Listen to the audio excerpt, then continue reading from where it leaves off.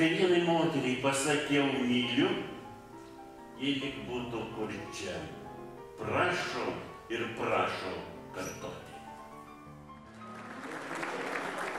Lietuvos agronomas, žurnalistas, redaktorius, poetas, kuriam 2007 metais suteikta Pauliaus Širvio literatūrinė premija. Rimgaudas Valentinas Graibus, kuris trumpai apibūdinamas kaip gamtos poetas, apie žmonių santykius kalbantis tiksliai ir taikliai. Žaidžiam. Žaidžiam žaidimą mylim, paskiau nekenčiu, atsibodo, stengiamės išsaugoti tylą, kai siautė virkauja gruodis. Ar galime būti sterilūs, be liūdesio juoko keiksmažodžių? Bažnyčioje sakom, kad mylim, po metų pamirštame pažadus. Prisiminimų vabaliukai ropoja, laikas kasdieną jos nuodija. Gyvenimas nervais vis groja, net būna gražių melodijų. Tai eilės iš naujausio Rimgaudo Graibaus eilėraščių rinkinio Tyliai vėjas prislinko. Kritikai jo poeziją apibūdina taip.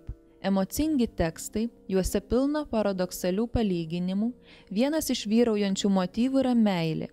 Neretai poezijoje blyksteli ir humoras. Ši poezija turėtų patikti tiems, kas poezijoje neieško labai daug naujų išraiškos priemonių, o linksta prie tradicinės lyrikos apie meilę ir gamtą, kur vyrauja atviri jausmai, sodri ir vaizdinga jų išraiška. Poeto eilėraščiai nudžiugins tuos, kuriems patinka genialus paprastumas, aiški forma, melodinga kalba, subtilus ir gilus gyvenimiškas humoras. Pagrundžiai man buvo ir liko pats mieliausias ir gražiausias žemės lopinėlis Lietuvoje. Nors čia nevingiuoja upelis, netyvuliuoja meldai šlamantis ežeras, neošia širviškas beržynas, tačiau gražu ir tiek, sako Rimgaudas. Metai kaip ir gandrai iš mūsų gandralizdžio topolyje išplasnodavo ir vėl sugrįždavo.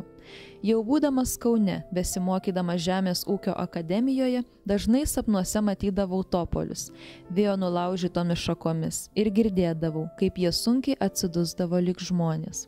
Vos sulaukdavau atostogų, kad juos galėčiau vėl pamatyti ir atjausti. Aš sakyčiau, tai yra žmogus stebintis gyvenimą, giliai analizuojantis ir tai pateikiantis per savo kūrybą. Mes kokias 2 valandas sėdėdami už baro, nepažįstami žmonės, skaitėm garsiai Rimgaudo poeziją.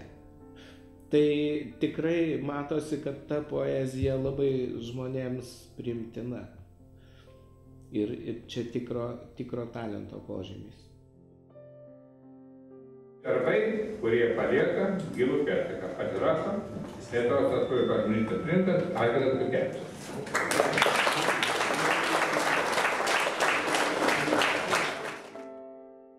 Jūs jau esate išleidęs 20 poezijos rinkinių. Sakykit, kuo šis eilėraščių rinkinys yra kitoks negu prieš tai buvę? Kaip ir kiekviena anksčiau knygos išleistos, visos man malonios, širdį džiugina.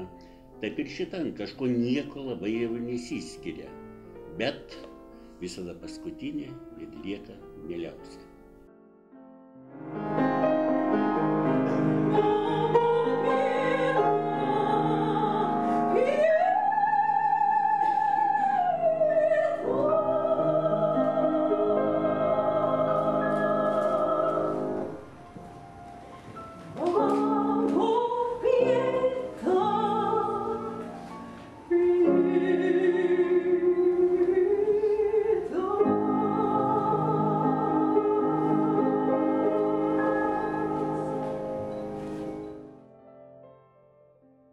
Sakykit, ar sunku sukurti naują eilėraštį? Iš kur toks didžiulis įkvėpimas?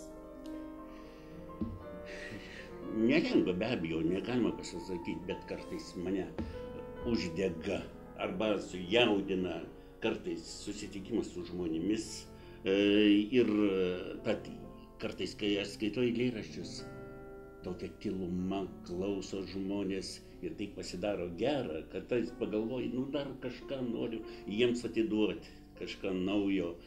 Ką galvojate apie meilę? Kažkaip mane net vieną kartą pavadino, kad aš esu meilės poetas.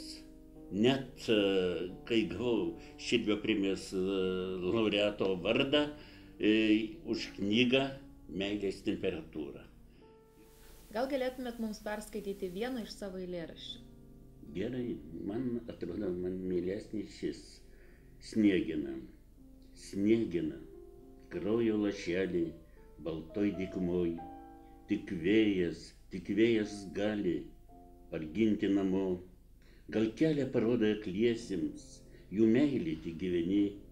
Kraujo lašelį, mes dviese vėl speigo ugny. Ta žiburėlį švitruoja medžių pilkų apsupty. Neužkesinkim, mieloji, kuo pasišviesim naktim.